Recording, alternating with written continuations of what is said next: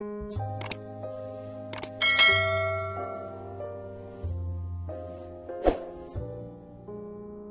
Abu Bakar dan Umar saat baca dan dengar Al-Quran. Allah Subhanahu wa Ta'ala menciptakan setiap orang untuk menangis dan tertawa. Tidak semua menangis karena apa yang ditimpakan kepadanya. Tangisan sahabat saat mendengar atau ketika membaca Al-Quran ini menjadi buktinya. Para sahabat dikenal sering menangis ketika membaca Al-Quran. Satu ketika Abdullah bin Mas'ud bercerita, Nabi Muhammad SAW bersabda kepadaku, bacakan suatu ayat Al-Quran.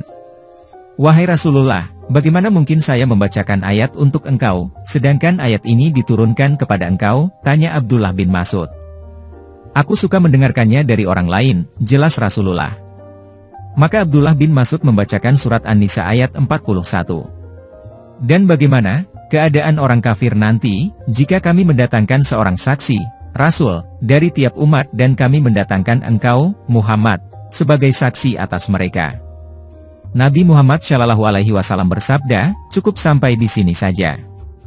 Lalu Abdullah bin Mas'ud melihat Rasulullah menangis mencucurkan air mata. Hadits Bukhari, Muslim, Abu Dawud, Nasai, dan Tabrani. Imam An-Nawawi berkata, menangis ketika membaca Al-Quran adalah atribut orang yang berpengetahuan, dan simbol orang-orang yang saleh. Dalam surat Maryam ayat 58 disebutkan, apabila dibacakan ayat-ayat Allah yang Maha Pengasih kepada mereka, maka mereka tunduk sujud dan menangis. Abu Bakar As-Siddiq juga merupakan sahabat Nabi yang tidak bisa menahan tangis ketika membaca Al-Quran. Aisyah, dia berkata, Abu Bakar adalah seorang pria yang menangis yang tidak bisa menahan matanya ketika dia membaca Al-Quran. Demikian juga Umar bin Khattab yang sholat subuh berjamaah.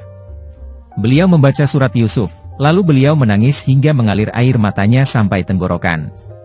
Dari Abdullah bin Shaddadra, dia berkata, saya mendengar isak tangis Umar ketika saya berada di akhir baris dalam sholat subuh.